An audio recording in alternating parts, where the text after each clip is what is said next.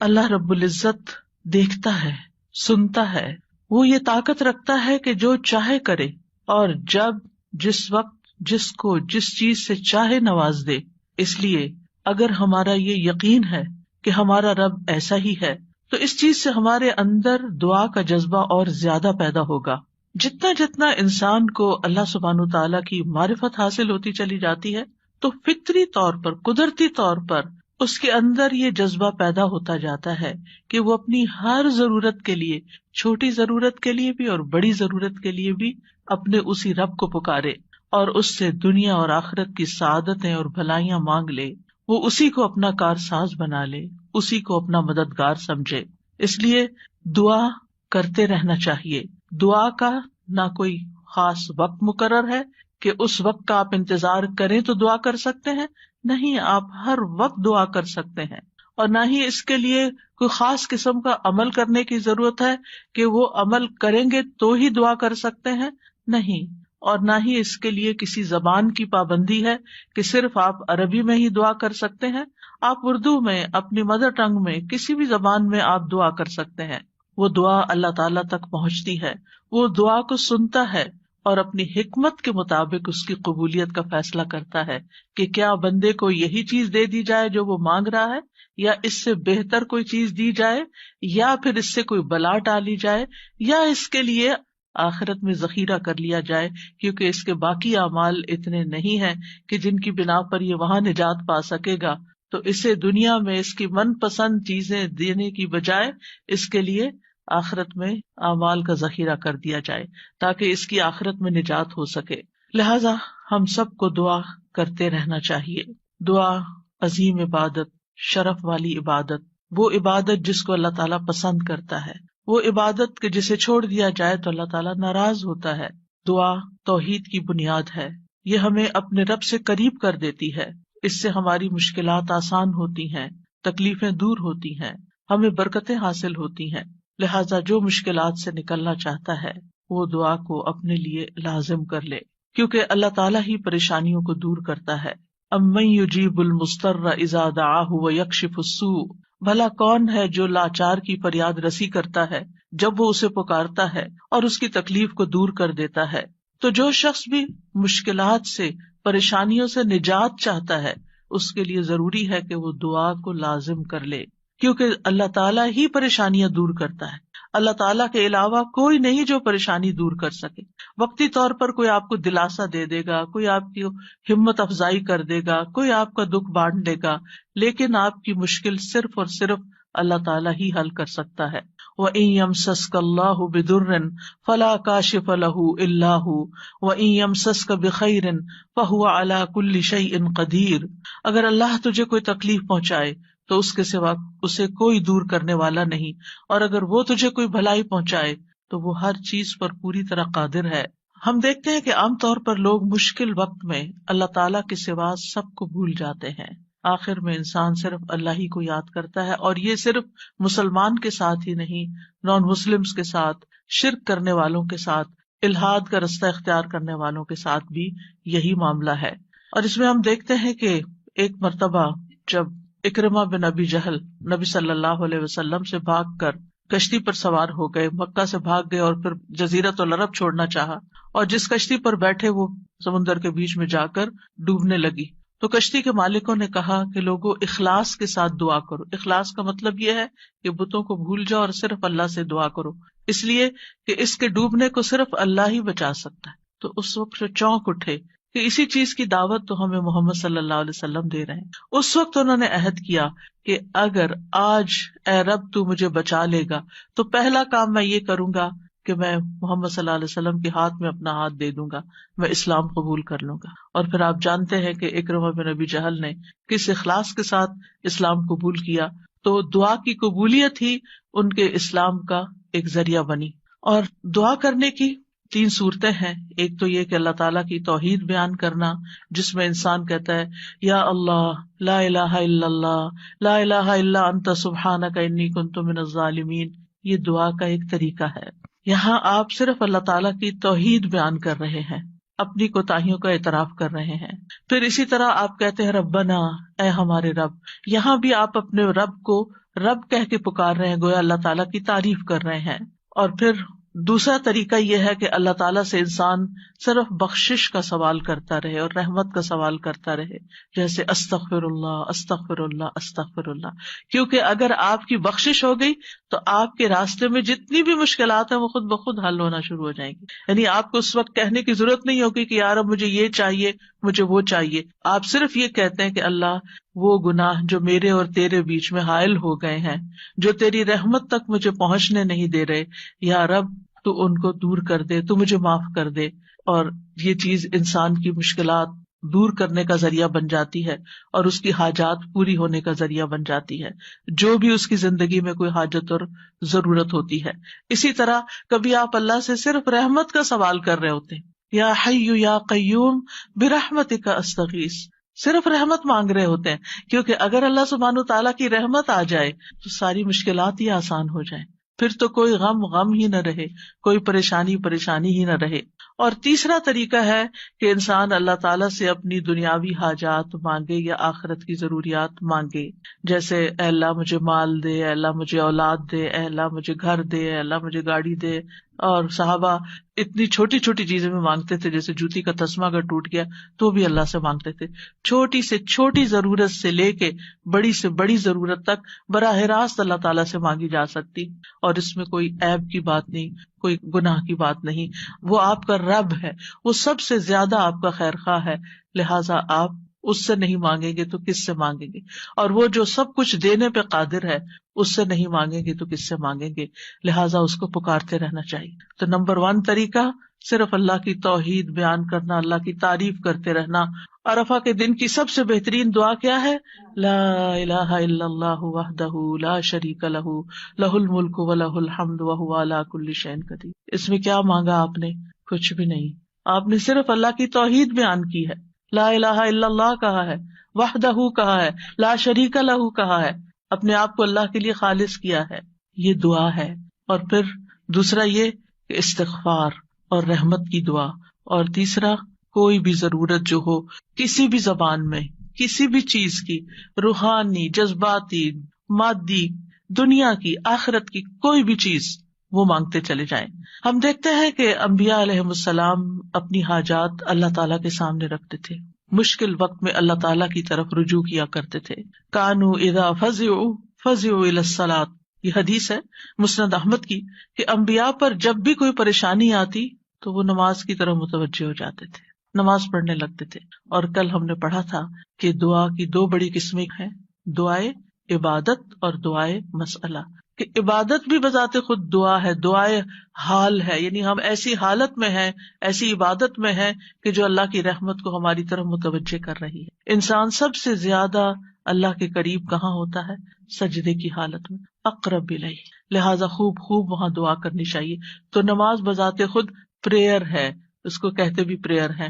صلاۃ کا معنی بھی دعا ہے، تو وہ تو دعا کا مجموعہ ہے. اسی لیے وَاسْتَعِینُوا بِالصَّبْرِ وَالصَّلَاةِ، جب انسان پر کوئی مشکل آئے تو فوراً نماز کی طرف جائے اور نماز پڑھ کر اللہ تعالیٰ سے دعا بھی کرے. اور بذات خود اگر نوافل پہ نوافل بھی پڑھ رہا ہے یا طویل قیام کر رہا ہے، طویل سجدہ کر رہا ہے، تو یہ بھی ایک طرح سے دعا یا عبادت ہی کی حالت میں ہے. انبیاء علیہم السلام کی دعائیں کیوں قبول ہوئی؟ ہم ایک کے بعد ایک پیغمبر کے بارے میں قرآن مجید میں پڑھتے ہیں اور ہر پیغمبر کی دعا کے بارے میں پڑھتے ہیں کہ وہ قبول ہو گئی. کیوں؟ انہم کانوا یسارعون فی الخیرات ویدعوننا رغبا ورہبا. 2 کام تھے ان کے. ایک تو یہ کہ وہ نیکی کے کاموں میں بہت جلدی کرتے تھے، یسارعون فی الخیرات. تو دعاؤں کی قبولیت کے لیے کیا ہے؟ نیکیوں میں جلدی کریں، نیکیوں میں دوڑ لگائیں، نیکیوں میں آگے بڑھیں. وَيَدْعُونَنَا رَغَبًا وَرَهَبًا، اور وہ ہمیں پکارتے تھے رغبت کے ساتھ بھی اور رہبت کے ساتھ بھی، امید کے ساتھ بھی اور خوف کے ساتھ بھی. تو انسان کو اپنے رب کو امید اور خوف دونوں طریقوں سے پکارنا چاہیے. تو ہم دیکھتے ہیں کہ آدم علیہ السلام پر جب پریشانی آئی، شیطان کے کہنے میں وہ آ گئے اور پھر انہوں نے دعا کی، ربنا ظلمنا انفسنا وان لم تغفر لنا وترحمنا لنکونن من الخاسرین، کہ اے ہمارے رب، ہم نے اپنی جانوں پر ظلم کیا، اگر تو نے ہمیں نہ بخشا، ہم پر رحم نہ کیا تو ضرور ہم خسارہ پانے والوں میں سے ہو جائیں گے۔ تو کیا ہوا؟ اللہ تعالیٰ نے دعا قبول کی، فَتَلَقَّى آدَمُ مِن رَبِّهِ كَلِمَاتٍ فَتَابَ عَلَيْهِ إِنَّهُ هُوَ التَّوَّابُ الرَّحِيمُ۔ اللہ سبحانہ وتعالیٰ نے آدم علیہ السلام کی توبہ قبول کر لی۔ نوح علیہ السلام کی قوم نے ان کے ساتھ بہت برا سلوک کیا۔ كذبت قبلهم قوم نوح فكذبوا عبدنا وقالوا مجنون وازدجر فدعا ربه انی مغلوب فانتصر۔ ان سے پہلے قوم نوح نے بھی جھٹلایا تھا، بس انہوں نے ہمارے بندے کو جھٹلا دیا اور کہنے لگے یہ مجنون ہے، اور وہ بری طرح جھڑک دیا گیا۔ یعنی قوم کے اوباش قسم کے لوگ ان کے ساتھ ڈانٹ ڈپٹ بھی کرتے تھے، اور بعض روایات میں آتا ہے کہ انہوں نے ان کو اتنا مارا کہ بے ہوش کر دیا۔ تو انہوں نے اپنے رب کو پکارا، انی مغلوب، رب میں مغلوب ہو گیا ہوں، میرا ان پہ کوئی بس نہیں چلتا، میں ان کے ساتھ ہر طریقہ آزما چکا ہوں، یہ نہیں مانتے، بس تو میری مدد کر۔ کیا ہوا؟ اللہ تعالیٰ فرماتے وَنُوحًا إِذْ نَادَى مِن قَبْلُ فَاسْتَجَبْنَا لَهُ فَنَجَّيْنَاهُ وَأَهْلَهُ مِنَ الْكَرْبِ الْعَظِيمِ۔ اور نوح کو بھی جب اس نے اس سے پہلے پکارا تو ہم نے اس کی دعا قبول کر لی، پھر اسے اور اس کے گھر والوں کو بہت بڑی گھبراہٹ سے بچا لیا۔ وَلَقَدْ نَادَانَا نُوحٌ فَلَنِعْمَ الْمُجِيبُونَ، اور بلا شبہ یقیناً نوح نے ہمیں پکارا تو یقیناً ہم بہت اچھے قبول کرنے والے ہیں۔ اللہ تعالیٰ نے ان کی دعا قبول کر لی اور پوری قوم کو ڈبو دیا سوائے ایمان والوں کے، اور اپنے بندے کا بدلہ لے لیا۔ یونس علیہ السلام کی مثال ہمارے سامنے ہے کہ جب اپنی قوم سے ناراض ہو کر، غضبناک ہو کر چلے گئے تھے، چلتے چلتے سمندر تک، سمندر سے کشتی میں، کشتی سے مچھلی کے پیٹ میں، اور مچھلی چلی گئی سمندر کی تہہ میں، اندھیروں پر اندھیرے۔ فنادا فی الظلمات اللہ الہ الا انت سبحانک انی کنت من الظالمین۔ تو اس نے اندھیروں میں پکارا، تیرے سوا کوئی معبود نہیں، تو پاک ہے، یقیناً میں ظلم کرنے والوں میں سے ہوں۔ تو ہم نے اس کی دعا قبول کر لی اور اسے غم سے نجات دے دی، اور اسی طرح ہم ایمان والوں کو نجات دیتے ہیں، اوروں کو بھی دیں گے۔ ان ساری مثالوں میں ہمارے لیے سبق ہے۔ ہمارے حالات کتنے بھی تنگ ہوں، ہم کتنی بھی پریشانی میں ہوں، لیکن پیغمبروں سے زیادہ پریشانی ہم پر نہیں آئی۔ بعض جگہوں پر آتا ہے کہ آدم علیہ السلام 300 سال تک یہ دعا کرتے رہے، روتے رہے کہ مجھ سے غلطی ہوئی ہے۔ بالآخر رب نے ان کو کلمات سکھائے اور پھر دعا انہوں نے مانگی اور ان کی نجات ہوئی۔ بعض اوقات آزمائشیں لمبی ہو جاتی ہیں، لیکن ہمیشہ یقین رکھیے کہ رب سنتا ہے، وہ ضرور سنے گا، وہ کبھی بھی مجھے محروم نہیں کرے گا۔ لم اکم بدعائک رب شقیہ، تجھ سے مانگ کر اے رب میں کبھی بھی نامراد نہیں ہوا، تو ضرور سننے والا ہے۔ پھر ایوب علیہ السلام 18 سال تک ایک بیماری میں مبتلا رہے ہیں۔ وَأَيُّوبَ إِذْ نَادَى رَبَّهُ أَنِّي مَسَّنِيَ الضُّرُّ وَأَنْتَ أَرْحَمُ الرَّاحِمِينَ فَاسْتَجَبْنَا لَهُ فَكَشَفْنَا مَا بِهِ مِنْ ضُرٍّ وَآتَيْنَاهُ أَهْلَهُ وَمِثْلَهُمْ مَعَهُمْ رَحْمَةً مِّنْ عِنْدِنَا وَذِكْرَىٰ لِلْعَابِدِينَ۔ اور ایوب جب اس نے اپنے رب کو پکارا کہ بے شک مجھے تکلیف پہنچی ہے اور تو رحم کرنے والوں میں سب سے زیادہ رحم کرنے والا ہے، تو ہم نے اس کی دعا قبول کر لی، بس اسے جو تکلیف تھی دور کر دی، اور اس کے گھر والے اور ان کے ساتھ اتنے ہی اور عطا کر دیے اپنے پاس سے رحمت کے طور پر۔ ان لوگوں کے لیے یاد دہانی ہے یہ جو عبادت کرنے والے ہیں۔ یعنی بعض اوقات انسان سوچتا ہے میں عبادت بھی کرتا ہوں، میں اللہ تعالیٰ کی حرام کردہ چیزوں سے بھی بچتا ہوں، لیکن میں دعا کرتا رہتا ہوں مگر میری دعا نہیں سنی جاتی، معلوم نہیں کیوں۔ اب دیکھیے کس طرح یعقوب علیہ السلام سال ہا سال تک، بعض روایات میں 40 سال اور بعض میں اس سے بھی زیادہ وقت کے لیے وہ بیٹے سے جدا ہوئے تھے، اور مسلسل دعا کرتے رہے، مایوس نہیں ہوئے۔ اللہ تعالیٰ نے بالآخر ان کی دعا سن لی۔ چھوڑنا نہیں، پیچھے نہیں ہٹنا۔ ایوب علیہ السلام نے کہا تھا انی مسنی الضر وانت ارحم الراحمین، اللہ مجھے تکلیف پہنچی ہے اور تو سب سے بڑا رحم کرنے والا ہے، تو سب مہربانوں میں سے بڑھ کر مہربان ہے، تو مہربانی نہیں کرے گا تو اور کون کرے گا۔ تو یہاں انہوں نے اللہ تعالیٰ کی رحمت کی فریاد کی۔ پھر ابراہیم علیہ السلام مشکل ترین حالات میں اللہ تعالیٰ پر توکل کرتے ہیں۔ ابن عباس کہتے ہیں کہ یہ کلمہ حسبنا اللہ و نعم الوکیل ابراہیم علیہ السلام نے اس وقت کہا تھا جب انہیں آگ میں ڈالا گیا تھا، اور ان کے اس کلمے کی وجہ سے ان پر آگ ٹھنڈی ہو گئی، کیونکہ انہوں نے کہا تھا حسبنا اللہ و نعم الوکیل، حسبنا اللہ، اللہ ہمیں کافی ہے۔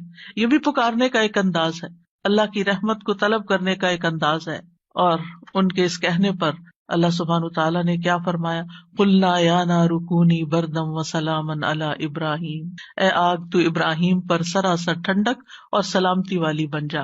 ابراہیم علیہ السلام نے نیک اولاد کی دعا کی، رب ہب لی من الصالحین فبشرناہ بغلام حلیم، اے میرے رب مجھے لڑکا عطا کر جو نیکوں میں سے ہو، تو ہم نے اسے ایک بردبار لڑکے کی خوشخبری دی، بغلام حلیم۔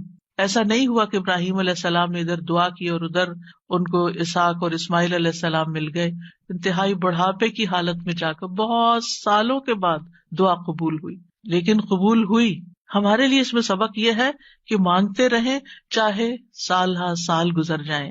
اور پھر وہ کہتے ہیں الحمدللہ الذی وہب لی علی الکبر اسماعیل و اسحاق ان ربی لسمیع الدعاء، سب تعریف اس اللہ کی ہے جس نے مجھے بڑھاپے کے باوجود اسماعیل اور اسحاق عطا کیے، بے شک میرا رب تو بہت دعا سننے والا ہے۔ اللہ سبحانہ تعالیٰ نے انہیں ہدایت یافتہ اولاد عطا کی تھی، یہ ان کے صبر کا نتیجہ تھا۔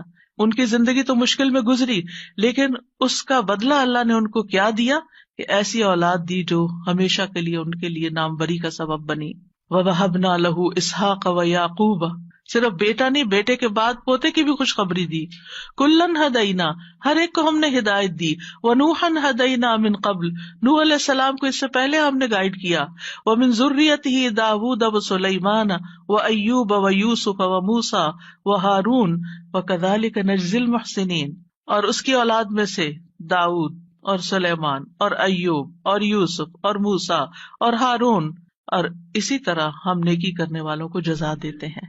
یعقوب علیہ السلام کا حال آپ کے سامنے ہے، انہوں نے اپنے غم اور دکھ کی فریاد لوگوں کے سامنے نہیں کی، لوگوں کو جا کر اپنے دل کا حال نہیں بتایا۔ کیا کہا، انما اشکو بثی وحزنی الی اللہ واعلم من اللہ ما لا تعلمون۔ یعقوب علیہ السلام نے کہا، بے شک میں اپنی بے قراری اور غم کی شکایت صرف اللہ سے کرتا ہوں، اللہ ہی میرے دل کا حال جانتا ہے کہ یہاں کیسی کیسی بے قراری ہے بچے کی جدائی میں، اور میں اللہ کی طرف سے وہ باتیں جانتا ہوں جو تم نہیں جانتے۔ بہت کچھ جاننے کے باوجود انہیں یہ نہیں پتا تھا کہ بیٹا مصر میں ہے، اللہ نے نہیں بتایا۔ وہ کہہ سکتے تھے نا اللہ تعالیٰ مجھے بتا دیں وہ کہاں ہے، آپ تو جانتے ہیں، آپ مجھے بھی بتا دیں، لیکن اللہ سبحانہ تعالیٰ نے اس کا بھی ایک وقت رکھا تھا۔ اگر پیغمبروں کے لیے قبولیت کا ایک وقت ہے تو ہمارے لیے بھی دعاؤں کی قبولیت کا ایک وقت ہوتا ہے۔ قبولیت کا مطلب یہ نہیں ہوتا کہ بس منہ سے نکلتے ہی بات آپ کی فرمائش پوری ہو جائے۔ اور پھر آپ دیکھیے کہ کس طرح اللہ تعالیٰ نے ان کی دعا قبول کر لی۔ اور پھر ہم دیکھتے ہیں کہ یوسف علیہ السلام کی مثال، انہوں نے تو اپنے لیے ایک انوکھی ہی دعا مانگی، قال رب السجن احب الی، قید خانے میں جانے کی دعا کی تاکہ ان عورتوں کا قید اور مکر جو ہے وہ ان سے دور ہو جائے۔ فاستجاب له ربه فصرف عنه کیدہن، رب نے اس کی دعا قبول کر لی اور ان عورتوں کا مکر فریب حضرت یوسف سے ہٹا دیا۔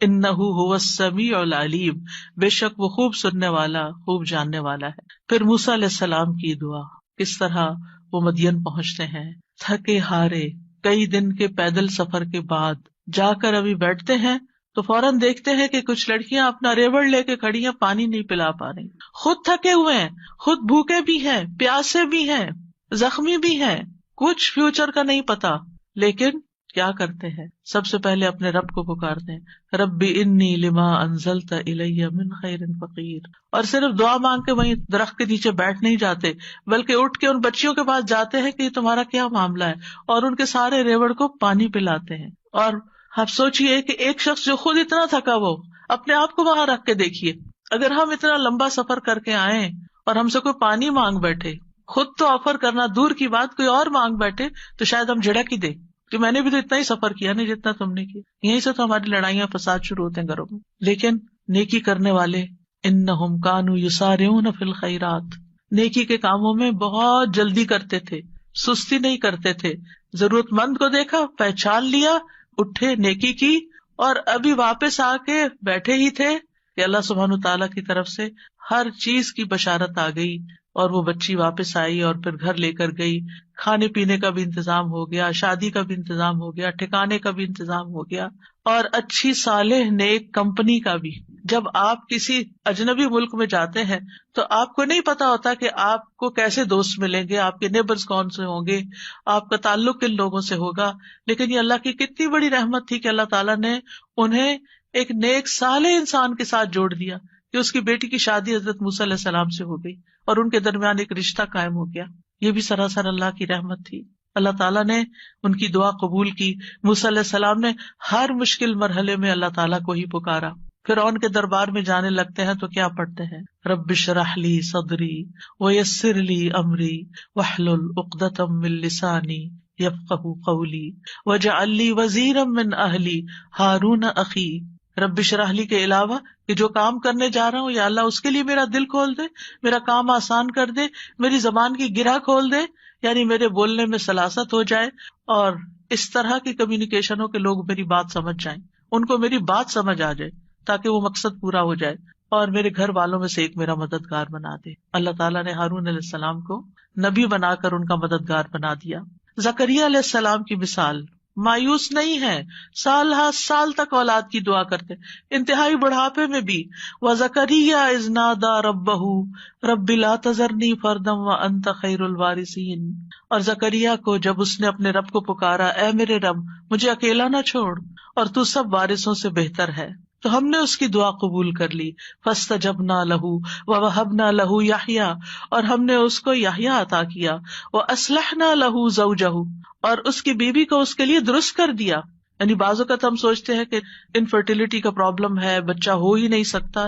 اللہ تعالیٰ سب کچھ کر سکتا ہے, اللہ تعالیٰ وہ بھی ٹھیک کر سکتا ہے, کیونکہ ان اللہ علی کل شیء قدیر, اللہ تعالیٰ ہر چیز پر قدرت رکھتا ہے. اس لیے مایوسی کس بات کی؟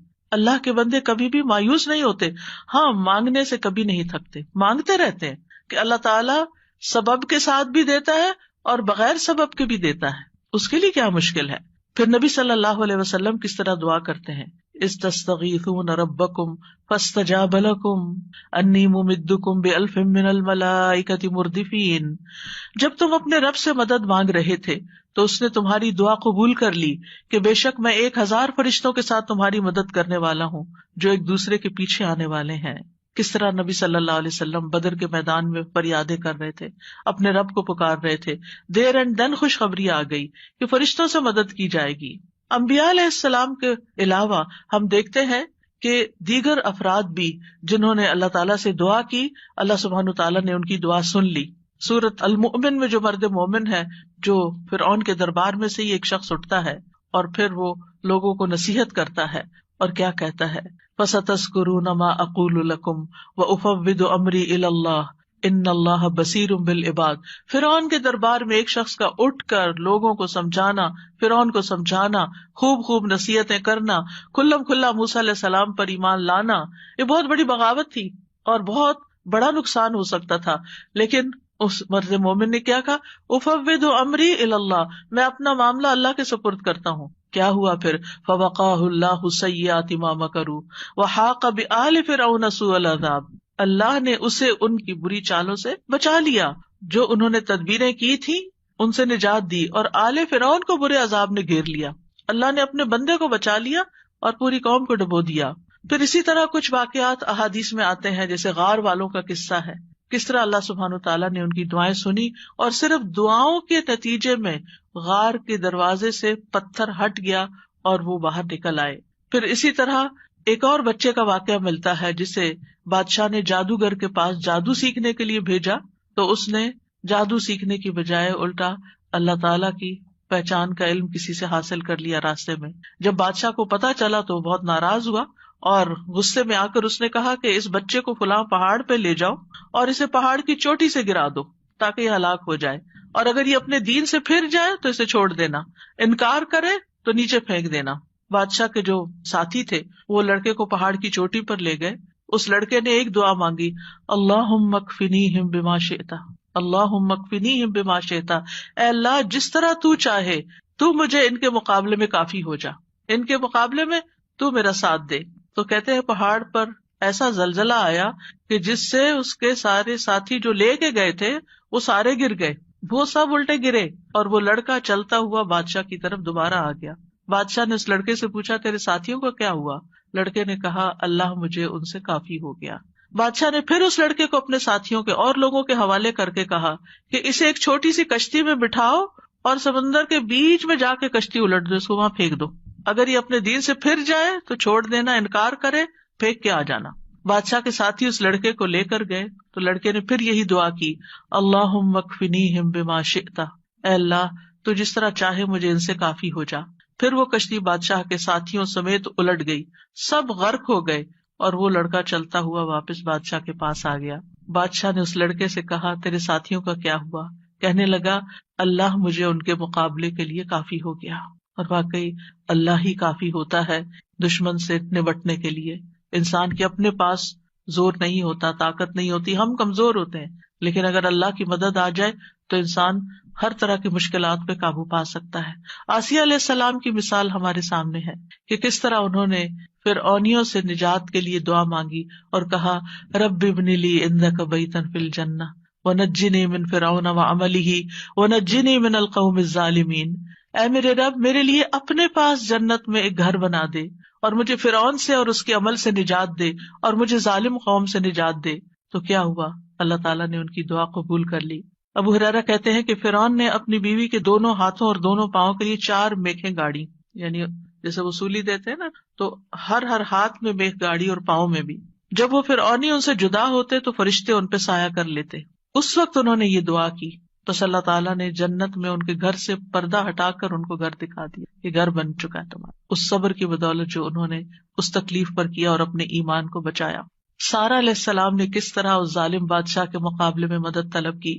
آپ جانتے ہیں کہ ابراہیم علیہ السلام نے سارہ کے ساتھ ہجرت کی تھی اور انہیں لے کر ایک شہر میں پہنچے. جو اس کا بادشاہ تھا وہ بہت ظالم تھا، اور جب اسے پتہ چلتا کہ کوئی مسافر ایسا ہے جس کے ساتھ بہت خوبصورت عورت ہے تو وہ اس سے زبردستی چھین لیتا تھا. اسے پتا چلا کہ ابراہیم علیہ السلام اپنے ساتھ ایک ایسی عورت کو لائے ہیں جو عورتوں میں سب سے زیادہ خوبصورت ہے. تو انہوں نے ابراہیم علیہ السلام کو پیغام بھیجا کہ یہ تمہارے ساتھ کون ہے؟ تو انہوں نے کہا کہ یہ میری بہن ہے. پھر سارہ کے پاس گئے تو انہوں نے کہا میری بات کو جھٹلانا نہیں، کیونکہ میں نے ان کو بتایا کہ تم میری بہن ہو. اللہ کی قسم اس سرزمین میں میرے اور تمہارے علاوہ دوسرا کوئی مومن نہیں، یعنی ہم ایمان میں بہن بھائی ہیں. تو انہوں نے پھر سارہ کو ظالم کے پاس بھیج دیا. بادشاہ سارہ کی طرف بڑھنے لگا تو یعنی حضرت سارہ نے اٹھ کر وضو کیا، نماز پڑھنے لگی اور یہ دعا کی اللہم ان کنت آمنت بک وبرسولک واحسنت فرجی الا علی زوجی فلا تسلط علی الکافر. اے اللہ اگر میں تجھ پر اور تیرے رسول پر ایمان لائی ہوں اور میں نے اپنی شرمگاہ کو اپنے شوہر کے سوا محفوظ رکھا ہے تو اس کافر کو میرے اوپر مسلط نہ ہونے دے. اس پر بادشاہ کا سانس گلے میں پھنس گیا اور گر کر ایڑیاں رگڑنے لگا اور حضرت سارہ کو نجات مل گئی. نہ صرف ایک نجات ملی بلکہ ان کے ساتھ توفتاً حضرت ہاجر کو بھی ساتھ دیا گیا. خولہ بنت ثعلبہ کی مثال قرآن میں آپ کے سامنے ہے کہ کس طرح ان کے شوہر نے ان سے زہار کیا تو وہ پریشان ہو گئی اور نبی صلی اللہ علیہ وسلم کے پاس آئیں اور تکرار کرنے لگی کہ میرے مسئلے کا کوئی حل بتایا جائے. تو اس پر اللہ سبحانہ وتعالیٰ نے کیا آیات نازل کی قد سمع اللہ قول التی تجادلک فی زوجہا وتشتکی الی اللہ واللہ یسمع تحاورکما. اللہ نے سن لی اس عورت کی بات جو تم سے اپنے شوہر کی شکایت کر رہی تھی اور اپنے خاوند کے بارے میں جھگڑ رہی تھی اور اللہ کی طرف شکایت کر رہی تھی اور اللہ تم دونوں کی بات سن رہا تھا. اللہ سبحانہ وتعالیٰ نے اس عورت کی بات سن لی کا مطلب کیا ہے؟ دعا قبول کر لی، مسئلے کا حل مل گیا. اسی طرح سلف صالحین جو ہیں وہ بھی اللہ کو پکارتے ہیں. امت کے جو نیک لوگ ہیں ان میں سب سے پہلے صحابہ کرام ہیں.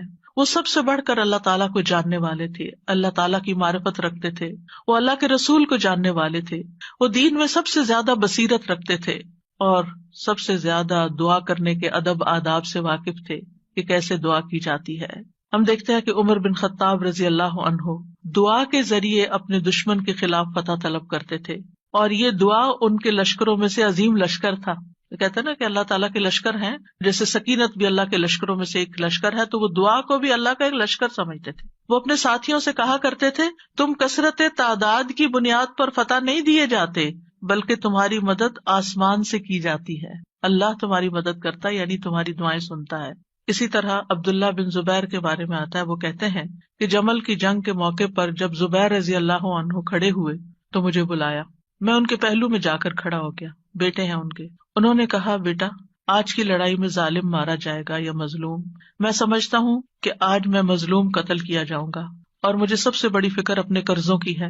کیا تمہیں بھی کچھ اندازہ ہے کہ قرض ادا کرنے کے بعد ہمارا کچھ مال بچ سکے گا؟ پھر انہوں نے کہا بیٹے ہمارا مال فروخت کر کے اس سے قرض ادا کر دینا.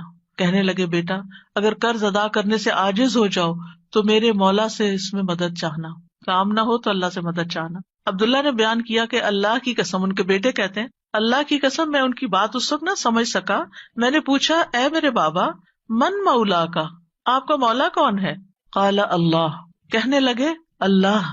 عبداللہ کہتے ہیں اللہ کی قسم قرض ادا کرنے میں جب بھی دشواری پیش آئی میں نے اسی طرح دعا کی یا مولا زبیر، ہے زبیر کے مولا، اقض عنہ دینہ، آپ ان کی طرف سے قرض ادا کر دیجیے، اس کا بندوبست کر دیجیے، اور ادائیگی کی کوئی نہ کوئی صورت پیدا ہو جاتی، دعا قبول ہو جاتی. سفیان ثوری کہا کرتے تھے اے وہ ذات جس کو اپنے تمام بندوں میں سے وہ انسان سب سے زیادہ محبوب ہے جو اس سے مانگے تو کثرت سے مانگے، یعنی اللہ تعالیٰ کو وہ شخص زیادہ پیارا ہے جو زیادہ دعائیں کرتا ہے. اے وہ ذات جس کو اپنے تمام بندوں میں سے وہ انسان سب سے زیادہ ناپسند ہے جو اس سے نہیں مانگتا، کیونکہ جو انسان دعا نہیں کرتا اللہ تعالیٰ اس سے ناراض ہوتا ہے. اور تیرے سوا کوئی بھی ایسا نہیں ہے اے میرے رب. کیا مطلب؟ کوئی بھی اور ایسا نہیں. اگر کسی سے بھی انسان ایک سے زیادہ دفعہ کچھ مانگ لے تو وہ ناراض ہو جاتا ہے، اور نہ مانگے تو خوش رہتے ہیں. ایون ماں باپ بھی آپ دیکھیں، اگر بچے ایک دفعہ کچھ مانگے تو کہ اچھا بیٹا لے لو، پھر دوسری دفعہ پھر مانگے تو ایک دن آتا ہے کہ ماں باپ بھی کہتے کہ تم کب تک مانگتے رہو گے، اپنا بندوبست خود کرو. لیکن اللہ سبحانہ تعالیٰ کبھی ایسا نہیں کہتے کہ کب تک تم مجھ سے دعائیں کرتے رہو گے. وہ پسند کرتے ہیں کہ بندہ دعا کرتا رہے. اور بعض لوگوں کو تو دعا میں ایسا لطف آتا ہے، اللہ تعالیٰ سے مناجات کرنے میں، اللہ تعالیٰ کو پکارنے میں، اللہ تعالیٰ کے آگے ہاتھ پھیلانے میں، اللہ تعالیٰ کی طرف رجوع کرنے میں ایسی لذت آتی ہے کہ ان کی یہ لذت اس چیز کی لذت سے بھی بڑھ جاتی جو وہ مانگ رہے ہوتے ہیں. تو اس لیے کبھی بھی انسان مانگنے سے دور نہ رہے، مانگتا رہے. صرف بڑی حاجتیں نہیں، بڑے مسائل نہیں، چھوٹی چھوٹی چیزیں بھی. لیس بن سعد کہتے ہیں کہ ابو حازم کہا کرتے تھے مجھے نمک بھی چاہیے تو میں اپنی دعاؤں میں اللہ سے مانگتا ہوں کہ مجھے نمک چاہیے. نمک سب سے چھوٹی چیز ہوتی ہے نا. اور پھر اسی طرح بعض سلف صالحین اپنی نمازوں میں اللہ تعالیٰ سے اپنی تمام ضروریات مانگتے تھے، یعنی چھوٹی بڑی سب، یہاں تک کہ آٹے میں ڈالا جانے والا نمک، بکری کا چارہ، گھاس بھی اللہ سے مانگتے تھے. چھوٹی چھوٹی چیزیں بھی ایک تعلق کو ظاہر کرتا ہے نا یہ، اور اس بات کے یقین کو ظاہر کرتا ہے کہ وہی دیتا ہے. یہ چھوٹی چیزیں بھی وہی دیتا ہے، اگرچہ اسباب ہے دنیا میں لیکن اصل میں پیچھے اسی کا ہاتھ ہے. حضرت عائشہ کہا کرتی تھی سب کچھ اللہ سے مانگو، یہاں تک کہ جوتے کا تسمہ بھی اللہ سے مانگو، کیونکہ اگر اللہ میسر نہ کرے تو وہ کبھی میسر نہ ہو، اللہ نہ دے تو کبھی نہیں ملتا، چاہے چھوٹی سی چیز ہی کیوں نہ ہو. یاد رکھیے دعا کی قبولیت کے کچھ درجات ہیں، یعنی ہم سب مانگتے ہیں، پیغمبروں نے مانگا، ابھی تک ہم نے دیکھا کہ سب مانگ رہے ہیں اور دعائیں قبول بھی ہو رہی ہیں. تو اس کے کچھ درجات ہیں، لیولز ہیں. رسول اللہ صلی اللہ علیہ وسلم نے فرمایا اگر کوئی شخص اللہ سے دعا کرتا ہے تو اس کی دعا ضرور قبول ہوتی ہے، اس کی دعا ضرور قبول ہو جاتی ہے، خواہ دنیا میں اسے وہ چیز دے دی جائے، یعنی جو مانگ رہا ہے وہ یہیں مل جائے، یا اس کے لیے آخرت میں ذخیرہ بنا دیا جائے، یا پھر اس دعا کے بقدر اس کے گناہوں کا کفارہ ادا ہو جاتا ہے، بشرطے کہ اس کی دعا کسی گناہ یا قطع رحمی کے لیے نہ ہو اور وہ جلدی نہ کرے. تو 3 چیزیں ہو گئی، یا وہی چیز مل گئی جو مانگی، یا پھر آخرت کے لیے جمع ہو گئی کہ وہاں بدلہ ملے گا، یا پھر دنیا میں کیے جانے والے گناہوں کا کفارہ ہو گیا. بعض اوقات انسان اللہ کی نافرمانی کے کچھ کام کر رہا ہوتا ہے، مثلا نماز کے لیے صبح وقت پہ نہ اٹھنا. کچھ لوگ روٹین میں ریگولرلی دیر سے فجر پڑھتے ہیں، رات کو دیر سے سوتے ہیں، صبح دیر سے اٹھتے ہیں. اگر ان کو سمجھایا جائے تو وہ کہتے ہیں ہم پڑھ تو لیتے ہیں نا، جب اٹھتے ہیں پڑھ لیتے ہیں. بھائی کبھی کبھار تو ایسا ہو جائے، لیکن روز کا یہ اگر کام ہو جائے تو یہ کوئی معمولی چیز ہے؟ یہ اللہ کی نافرمانی ہے. اور ایسی اور بھی چیزیں ہو سکتی ہیں زندگی میں جو ہم اللہ کے حکم کی نافرمانی کر رہے ہوتے ہیں. آپ کو یاد ہوگا کہ جب میں نے رمضان کا لیکچر دیا تو اس میں سب سے پہلے یا ایھا الذین آمنوا پہ بات ہوئی تھی. یا ایھا الذین آمنوا، اے لوگو جو ایمان لائے، تم پہ روزے فرض کر دیے، یعنی روزے رکھو. اور کتنے ہی اللہ تعالیٰ کے احکامات ایسے ہیں جو اللہ تعالیٰ مومنوں سے ان کو فلفل کرنے کے لیے کہتا ہے، لیکن کیا ہم وہ سارے فلفل کر رہے ہیں؟ اگر ہماری کوئی بات نہ مانے تو ہم کتنے ناراض ہوتے ہیں. کوئی بچہ ہماری بات نہ سنے، مثلا شور کر رہا ہے، ہم کہتے چپ ہو جاؤ، نہیں چپ ہوتا. پھر آپ کہتے دیکھو چپ ہو جاؤ، شور نہیں کرو، دیکھو بھائی کو نہیں مارو. ایک دفعہ، دو دفعہ، تین دفعہ، پھر اٹھ کے کیا کرتے ہیں؟ پھر لگانی پڑتی ہے نا. کیوں لگانی پڑتی؟ تاکہ فساد ختم ہو، لڑائی ختم ہو. ویسے نہیں وہ مان رہا. ہمارا بھی یہی حال ہے. اللہ تعالیٰ ہمیں ڈھیل دیے رکھتے ہیں، یہ غلط کام نہیں کرو، نہیں کرو، نہیں کرو، مختلف چانسز ملتے رہتے ہیں، نہیں چھوڑتے. پھر اللہ تعالیٰ کسی مشکل میں ڈال دیتے ہیں. اب بندے بنو گے تم، اب آؤ گے میری طرف. پھر بندہ اللہ کی طرف رجوع کرتا ہے، پھر توبہ کرتا ہے، پھر معافیاں مانگتا ہے، پھر دعائیں کرتا ہے، پھر اللہ سبحانہ وتعالیٰ اس کی دعا سن لیتا ہے اور اس کے پچھلے گناہ معاف ہو چکے ہوتے ہیں. جب تک دعائیں کرتا رہتا ہے، وہ عبادت کی حالت میں ہوتا ہے نا، تو اس عبادت سے ان الحسنات یذہبن السیئات، گناہ جب معاف ہو جاتے ہیں، بندہ نکھر کے ٹھیک ہو جاتا ہے، پھر اس کی دنیا کی مشکل آسان ہو جاتی ہے اور آخرت میں بھی اس کی صفائی ہو چکی ہوتی ہے، گناہ کم ہو چکے ہوتے ہیں. ہمیں سمجھ نہیں آ رہی ہوتی کہ یہ ہمارے ساتھ کیا ہو رہا ہے، ہماری دعا کیوں نہیں قبول ہو رہی، لیکن وہ قبول ہو رہی ہوتی ہے. وہ کہیں اور کام کر رہی ہے، وہ کسی اور طریقے سے قبول ہو رہی ہے، وہ گناہوں کی معافی کا ذریعہ بن رہی ہے. اسی لیے دعا کا ایک طریقہ کیا ہے؟ صرف استغفار کرنا. جیسے نوح علیہ السلام نے کہا تھا فَقُلْتُ اسْتَغْفِرُوا رَبَّكُمْ إِنَّهُ كَانَ غَفَّارًا يُرْسِلِ السَّمَاءَ عَلَيْكُمْ مِدْرَارًا. قحط سالی ہو گئی، بارشیں رک گئی، استغفار کرو، بارشیں برسنے لگیں گی. تمہارے گناہوں کی وجہ سے رکی تھی، توبہ کر لو، پھر حالات اچھے ہو جائیں گے. سارے مل کے توبہ کرو، پوری قوم توبہ کرے.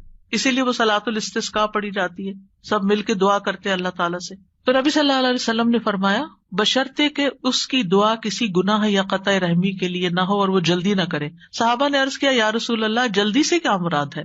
آپ نے فرمایا یہ کہے کہ میں نے اللہ سے دعا کی لیکن اس نے قبول نہیں کی. یہ نہ کہے کبھی. بعض اوقات کوئی شخص اپنا مسئلہ بتاتا ہے نا اور اس کو حل یہ بتایا جاتا ہے دعا کرو، تو کہتے ہیں دعا تو بہت کی ہے، پھر اور کیا کرنا ہے؟ پھر بھی دعا ہی کرنی ہے، ابھی اور بھی کرنی ہے، ابھی کاؤنٹ پورا نہیں ہوا، ابھی ٹائم پورا نہیں ہوا. جب تک وہ ٹائم نہیں آتا تمہیں مانگتے چلے جانا ہے، مانگتے رہو، اسی میں فائدہ ہے. تمہیں نہیں پتا تمہارے لیے کتنا بڑا اجر اکٹھا ہو رہا ہے. اگر آج وہ قبول ہوگی نا، تم پھر مستی میں آ جاؤ، کیونکہ اللہ تعالیٰ کو زیادہ پتا ہے نا کہ اس بندے کو اگر میں نے یہ چیز دے دی اس کی تو آخرت خراب ہو جائے گی. آپ کو نہیں پتا ہوتا کہ آپ اگر اپنے بچے کو اس ایج میں گاڑی لے دیں گے تو وہ کیا کرے گا، اس ایج میں فلاں چیز دے دیں گے تو کیا کرے گا. حالانکہ آپ افورڈ کر سکتے ہیں، آپ اس کو دے سکتے ہیں، لیکن کیوں نہیں کوئی چیز دیتے اس وقت جب وہ مانگ رہا ہوتا ہے، آپ کی منتیں کر رہا ہوتا ہے، دائیں بائیں آگے پیچھے دن رات آپ کے پیچھے بچے پڑ جاتے. مجھے یاد ہے کہ میرے ایک بچے کو جب فون چاہیے تھا تو پیچھا ہی نہیں چھوڑتا تھا، دن رات میرے پیچھے. میں نہیں دینا چاہتی تھی کہ ابھی وہ ایج نہیں میچورٹی کی کہ جس میں فون دیا جائے. تو کیا میں ظالم تھی؟ نہیں، اسی کی خاطر، اسی پر مہربانی اور اسی کے فائدے کی خاطر نہیں دینا چاہتی. یہ تو ہم انسان ہیں کم عقل، چھوٹی سی عقل میں تھوڑی سی بات سمجھ جاتے ہیں کہ ابھی یہ چیز نہیں دینی. اسی طرح آپ کے گھر میں مثلاً کوئی شوگر کا پیشنٹ ہے، اس کا من پسند کھانا رکھا ہوا ہے لیکن آپ اس کو نہیں دیتے. کیوں نہیں دیتے؟ ایسا نہیں ہے کہ وہ ہے نہیں کھانا، سب کچھ ہے، لیکن اس لیے نہیں دیتے کہ وہ کھا کر بیمار ہوگا اور بیمار ہوگا، سخت نقصان ہو سکتا ہے. نہیں دینا. تو کیا اللہ تعالیٰ کو نہیں پتا کہ جو کچھ ہم مانگ رہے ہیں وہ ابھی ہمیں اس کو دینا ہے یا نہیں دینا، ابھی یہ کام ہو جانا چاہیے یا نہیں ہو جانا چاہیے؟ اس کو ہم سے زیادہ پتا ہے. وَلِلَّهِ الْمَثَلُ الْأَعْلَىٰ. اس لیے کوئی بھی اگر دعا قبول نہیں ہوتی کوئی بات نہیں، موقع غنیمت جانے اللہ سے قریب ہونے کا، قریب تر ہوتے جانے کا. اسی میں خیر ہے، اسی میں بھلائی ہے. قَدْ جَعَلَ اللَّهُ لِكُلِّ شَيْءٍ قَدْرًا. اللہ نے ہر چیز کا ایک اندازہ رکھا ہے، وقت رکھا ہے، ایک ٹائم ہے، اس پر ہو جائے گا. اب یہ جو تین ہے قبولیت کے راستے، ان میں سے سب سے پہلا کہ کبھی اللہ تعالیٰ وہ چیز دے دیتا ہے جو ہم مانگتے ہیں. مثلاً ابراہیم علیہ السلام نے نیک بیٹا مانگا تھا، ربی حبلی من الصالحین. انہوں نے صرف بیٹا نہیں مانگا، کہا ربی حبلی من الصالحین، اللہ مجھے نیک بیٹا دے. کتنی عقل مند تھے نا.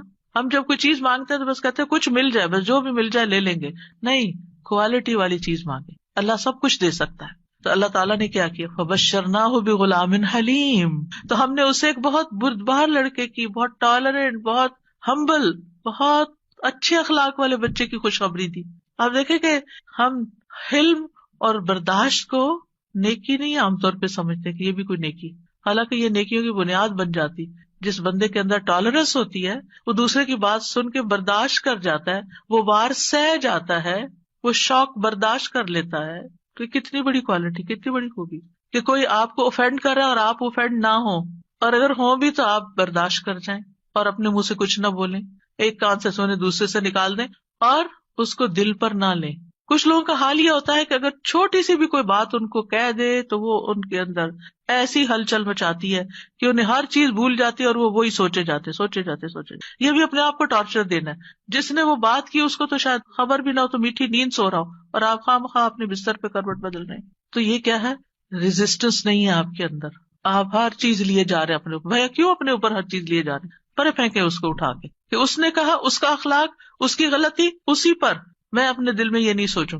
اپنے آپ کو بول کے کہا کرے. آواز کا بھی ایک اثر ہوتا ہے. بولا کرے مجھے اس بات کو اب نہیں سوچنا، مجھے اس کو محسوس نہیں کرنا، مجھے اپنے دل میں نہیں رکھنا. اور پیٹرن بریک کر کے کچھ ایسی چیز پڑھے، کچھ ایسا کام کرے کہ بھول جائیں اس کو. اور نیکسٹ ٹائم وہ شخص سامنے آئے تو منہ بنا کے اور غصے کی آنکھوں سے مت دیکھیں، اچھے سے اسمائل کر کے دیکھیں، اچھے سے اسمائل کر کے بات کریں. آپ دیکھیں گے کہ وہ جو غصہ آیا بھی تھا نا وہ کہیں چلا جائے گا. لیکن ہم غصے کو پرورش دیتے ہیں، اس کی پرورش کرتے ہیں. کہا تھا نا اس نے، اب میں نے اس کے ساتھ یہ کرا. اندر ہی کھچڑی پکاتے رہتے ہیں اور جب وہ شخص سامنے آتا ہے تو کوئی نہ کوئی سخت لفظ بول جاتے ہیں کیونکہ ہم بدلہ لینا چاہ رہے ہوتے. اب کیا ہے، آپ نے تو ایک لفظ بولا، ہو سکتا ہے وہ 10 اور بول دے. آپ بتائیں کیا کریں گے؟ مسئلہ تو حل نہیں ہوا، مسئلہ تو وہیں کھڑا رہا، پریشانی تو وہیں رہی. تو کیا فائدہ ہوا؟ تو اس لیے یہ حلم کی کوالٹی جو ہے، یہ برداشت کی کوالٹی جو ہے بہت بڑی خوبی ہے. اور آپ دیکھیے کہ اگر آپ کے بچے کے اندر یہ ہے نا تو آپ بڑی خوش قسمت پیرنٹ ہیں کہ آپ اس کو ڈانٹ رہے ہیں، آپ اس کو سنا رہے ہیں اور وہ آگے سے آپ کو جواب نہیں دیتا. کتنے خوش قسمت ہیں آپ کہ آپ کا بچہ آپ کی ڈانٹ سن لیتا ہے، آپ کا بچہ آپ کا غصہ برداشت کر جاتا ہے اور پھر بھی آپ کے ساتھ اچھا سلوک کرتا ہے. یہ کوئی چھوٹی نعمت ہے؟ یہ ہے نیک ہونا، یہ نیکی کی علامت ہے. انہوں نے کہا اللہ نیک بچہ چاہیے، اللہ نے کہا اچھا یہ حلیم بچہ لے لو، حلم والا ہے. اسی لیے تو جب انہوں نے کہا آؤ میں تمہیں ذبح کرتا ہوں تو وہ حاضر ہو گئے. ٹھیک ہے ذبح بھی کر لیں. آج آپ دیکھیں کہ بعض اوقات ہمارے بچے دنیاوی لحاظ سے بڑے کامیاب ہوتے لیکن ایک چھوٹی سی بات ان کو کہہ دیں تو وہ اتنے زیادہ اوفینڈ ہو جاتے. تو وہ آنکھوں کی ٹھنڈک تو نہ ہوئے نا، صرف ان کی دنیاوی کامیابی ہے، وہ تو ان کے اپنے لیے ہے دنیاوی کامیابی. ٹھیک ہے ماں باپ کو بھی نیک نامی سے کچھ حصہ مل جاتا ہے لیکن ماں باپ کی آنکھوں کی ٹھنڈک اولاد کی نیکی ہوتی ہے. یہ جو ہم کہتے ہیں نا ربنا ہب لنا من ازواجنا وذریاتنا قرۃ اعین، تو ایک ایمان والے کے لیے آنکھوں کی ٹھنڈک اس میں ہوتی ہے کہ بچہ خیر اور بھلائی کے کتنے کام کرتا ہے. بہرحال ان کی دعا قبول ہو گئی. کبھی ایسا بھی ہوتا ہے کہ مانگی ہوئی چیز سے اللہ تعالیٰ زیادہ بہتر چیز آپ کو دے دیتا ہے. آپ کچھ اور مانگ رہے تھے، آپ کو مانگنا نہیں آ رہا تھا، اللہ تعالیٰ کو آپ پر پیار آیا، آپ نے چھوٹا مانگا، اللہ نے اس سے بڑھ کر آپ کو دے دیا. کئی دفعہ ہم کہتے ہیں نا کہ میں نے تو کبھی یہ سوچا بھی نہیں تھا، میں نے اتنا نہیں مانگا تھا. میرے ایک رشتے دار ہیں، اللہ نے ان کو بہت دیا، تو کبھی میری بات ہوتی ہے ان سے تو کہتے ہیں کہ میں نے اتنا نہیں مانگا تھا، میں نے اتنا نہیں مانگا تھا، اور اللہ تعالیٰ دیتا ہی چلا جا رہا ہے. تو ایسا بھی ہوتا ہے کہ بعض اوقات آپ والدین کے بڑے ہی فرما بردار ہوتے ہیں، ان کے دکھ درد کے ساتھی ہوتے ہیں، اور اللہ سبحانہ وتعالیٰ آپ کو صلہ رحمی کا ویسے بھی وعدہ ہے کہ جو رشتے جوڑے گا، جو ماں باپ کے ساتھ احسان کا برتاؤ کرے گا، رشتے جوڑے گا، تعلقات اچھے رکھے گا، اللہ تعالیٰ اس کی عمر اور رزق میں برکت عطا فرمائے گا. یہ رزق کے دروازوں میں سے ایک دروازہ ہے کہ تھوڑا بھی ہے تب بھی احسان کا معاملہ کرو، رشتے داروں کے ساتھ اپنے تعلقات ریلیشن شپ اچھے رکھو. تو اللہ سبحانہ وتعالیٰ کبھی کبھی ہم کچھ مانگتے ہیں، اللہ تعالیٰ میں اس سے بھی بہتر عطا کرتا ہے. آپ دیکھیے عمران کی بیوی نے کیا کہا تھا، ربی انی نذرت لک ما فی بطنی محررا، اللہ میں نے تیرے لیے اس کی نظر مانی ہے جو میرے پیٹ میں ہے وہ آزاد ہوگا، فتقبل منی، آپ مجھ سے قبول کر لیں، انک انت السمیع العلیم، آپ سننے والے ہیں، سب کچھ جاننے والے ہیں. اور اب کیا ہوا، بیٹی پیدا ہو گئی. انہوں نے سمجھا کہ بیٹی کوئی اچھی چیز نہیں، بیٹا چاہیے تھا، خیال ان کا یہ تھا. واللہ اعلم بما وضعت ولیس الذکر کالانثی، اللہ تعالیٰ نے کیا فرمایا کہ لڑکا لڑکی کی طرح نہیں ہوتا. یہاں جو کام بیٹی کرے گی وہ بیٹا نہیں کر سکتا. اور پھر حضرت مریم سے کیسی خیر دنیا میں جاری ہوئی، اللہ نے ان کو کس طرح چنا، ایمان والی عورتوں کی سردار ہیں وہ. کبھی اللہ تعالیٰ مانگی ہوئی چیز جیسی کوئی تکلیف دور کر دیتا ہے. آپ کچھ مانگ رہے ہوتے ہیں اور ادھر سے تکلیف آ رہی ہوتی ہے، اللہ تعالیٰ اس مانگنے کی وجہ سے اس تکلیف کو پیچھے ہٹا دیتے ہیں. ہم کہتے ہیں ہماری دعا قبول نہیں، کتنی غلط بات کرتے ہیں، استغفر اللہ. ہم کہتے ہیں میری دعا قبول نہیں، بھائی ہو چکی ہے، اللہ نے فرمایا ہے نا اجیب دعوت الداعی اذا دعانی، میں قبول کرتا ہوں. کیسے کہتے ہو نہیں قبول ہوتی؟ ہوئی ہے، تمہیں نہیں پتا کس شکل میں ہوئی ہے. تم چھوٹی چیز مانگ رہے تھے، میں تمہیں بہتر دینے والا ہوں. تم کچھ مانگ رہے تھے، میں تم سے مصیبت دور کر رہا ہوں. اگر وہ مصیبت دور نہ کرو تو یہ تمہاری مانگی ہوئی چیز مل بھی جائے تو تم فائدہ نہیں اٹھا سکتے اس سے. نبی صلی اللہ علیہ وسلم نے فرمایا جو مسلمان کوئی ایسی دعا کرے جس میں گناہ یا قطع رحمی کا کوئی پہلو نہ ہو تو اللہ اسے تین میں سے کوئی ایک چیز ضرور عطا فرماتے ہیں. یا تو فوراً ہی اس کی دعا قبول کر لی جاتی, یا آخرت کے لیے ذخیرہ کر لی جاتی, یا اس سے اس جیسی کوئی تکلیف دور کر دی جاتی. صحابہ نے عرض کیا اس طرح تو پھر ہم بہت کثرت کریں گے. آپ نے فرمایا اللہ اس سے بھی زیادہ کثرت والا ہے, یعنی آپ بہت مانگو گے تو اللہ تعالیٰ اس سے بھی زیادہ دے سکتا ہے, تمہارے مانگنے سے بھی زیادہ دے سکتا ہے. کبھی گناہوں کا کفارہ بن جاتی ہے. حدیث میں آتا ہے وَإِمَّا أَن يُكَفَّرَ عَنْهُ مِن ذُنُوبِهِ بِقَدْرِ مَا دَعَا, یا پھر اس دعا کی وجہ سے اس کے گناہوں کا کفارہ ادا ہو جاتا ہے, ایکسپیشن ہو جاتی ہے. یعنی بعض اوقات ہماری نماز میں کوئی کمی رہ جاتی ہے, بعض اوقات روزے میں رہ جاتی ہے, زکوٰۃ میں رہ جاتی ہے, کئی چیزیں ہیں جو ہمارے فرائض ہیں ہم ادا کر رہے ہوتے ہیں لیکن کہیں نہ کوئی کمی ہوتی ہے اور اس کا ہمیں پتہ ہی نہیں چلتا. کبھی وضو میں کوئی کمی رہ جاتی, تو ان چیزوں کا پھر کفارہ تو کرنا ہے نا. تو پھر یہ دعائیں جو ہیں یہ اس کبھی کوتاہی کا بھی کفارہ کرتی. پھر یاد رکھیے کہ جو لوگ مایوس ہوتے ہیں اور اللہ سے مانگتے نہیں, مانگنا چھوڑ دیتے ہیں, تو اللہ تعالیٰ نے ایسے لوگوں کی مذمت بیان کی. اگر وقتی طور پر وہ نہیں مل رہا جو آپ کے دل میں اٹکا ہوا ہے کہ یہی ملنا چاہیے, اور پھر آپ کو نہیں ملتا اور آپ دعا مانگنا چھوڑ دیتے ہیں, تو یہ طریقہ درست نہیں. وقال ربکم ادعونی استجب لکم, تمہارا رب فرماتا ہے مجھ سے دعا کرو میں تمہاری دعا قبول کروں گا. ان الذین یستکبرون عن عبادتی, بے شک جو لوگ میری عبادت سے تکبر کرتے ہیں, سیدخلون جہنم داخرین, وہ جہنم میں ضرور ذلیل و خوار ہو کے داخل ہوں گے. دعا روک دینا یہ سوچ کر قبول نہیں ہوتی تو فائدہ نہیں مانگنے کا. یہ کیا ہے؟ دراصل اللہ سے مایوس ہونا, نا امید ہونا اور اللہ سے ناراض ہونا, تبھی تو آپ اس کو چھوڑ رہے ہیں. پھر آپ کہاں جائیں گے؟ تو اللہ تعالیٰ کو یہ چیز سخت ناپسند ہے. امام شوکانی رحمہ اللہ اس آیت کے بارے میں کہتے ہیں یہ آیت کریمہ اس بات پر دلالت کرتی ہے کہ دعا عبادت کا حصہ ہے, بس اللہ سبحانہ تعالیٰ نے اپنے بندوں کو حکم دیا ہے کہ وہ اس سے دعا مانگیں, یعنی دعا مانگنے کا حکم اللہ تعالیٰ نے دیا ہے. پھر فرمایا ان الذین یستکبرون عن عبادتی, یہ آیت اس بات کا فائدہ دیتی ہے کہ دعا عبادت ہے اور اللہ سے دعا نہ مانگنا تکبر ہے, اور اس تکبر سے زیادہ برا عمل کوئی نہیں. یعنی وہ جب منافقین سے کہا جاتا تھا نا کہ تم رسول کے پاس آؤ اور استغفار کرو, تو وہ سر جھٹک دیتے, ہم نہیں جاتے, ہم نہیں کرتے. آج بھی آپ دیکھیں کہ بعض اوقات کسی کو نیکی کی کوئی بات کہی جاتی کہ یہ صدقہ کر لو, یہ نیکی کر لو, تو وہ سر جھٹک کے چلے جاتے, اور نہیں تمہارے پاس کچھ کہنے کو ہر وقت یہی نصیحت ہے. تو انسان کی اس میں سب سے زیادہ محرومی ہے کہ انسان دعا چھوڑ دے, اس ہستی سے مانگنا چھوڑ دے جو اس کا خالق ہے, اس کا مالک ہے, اس کا رازق ہے, اس کو زندگی دینے والا ہے, اس کی موت بھی اس کے ہاتھ میں ہے, ثواب اور سزا دینے والا ہے. تو تکبر جو ہے انتہائی ناسمجھی کی چیز ہے اور نعمتوں کی ناشکری ہے. فرعون کیوں ڈوبا تھا, فرعون کیوں غرق ہوا؟ تکبر کی وجہ سے. قارون کو کیا مشکل ہوئی, قارون کیوں زمین میں دھنسا؟ فرعون پانی میں ڈوبا اور قارون زمین میں دھنسا, ایک خشکی میں ڈوبا اور ایک سمندر میں, دونوں کا مسئلہ ایک ہی تھا اور وہ تھا تکبر, پرائڈ, غرور. تو مشکل وقت میں اللہ کو نہ پکارنا دلوں کی سختی کی علامت ہے. یعنی جو تکلیف کے وقت بھی اللہ سے دعا نہیں کرتا, اس کا مطلب یہ کہ اس کا دل سخت ہو چکا ہے, ہارڈ ہارٹیڈ ہے. سورۃ الانعام میں اللہ تعالیٰ فرماتے ہیں فَلَوْلَا إِذْ جَاءَهُمْ بَأْسُنَا تَضَرَّعُوا, پھر جب ہمارا عذاب ان پر آیا تو انہوں نے عاجزی کیوں نہیں کی, دعائیں کیوں نہیں کی کہ اللہ اس عذاب کو ٹال دے. وَلَكِنْ قَسَتْ قُلُوبُهُمْ, لیکن ان کے دل سخت ہو گئے تھے. وَزَيَّنَ لَهُمُ الشَّيْطَانُ مَا كَانُوا يَعْمَلُونَ, اور شیطان نے ان کے لیے وہ سب خوشنما بنا دیا تھا جو وہ کیا کرتے تھے. ان کے اپنے عمل جو کہ obviously اللہ تعالیٰ کی ناراضگی کے تھے وہ انہیں بڑے اچھے لگتے تھے اور سمجھتے تھے ہم بالکل ٹھیک کر رہے ہیں, ہم ٹھیک جا رہے ہیں. انسانوں میں سب سے زیادہ عبادت گزار کون تھا؟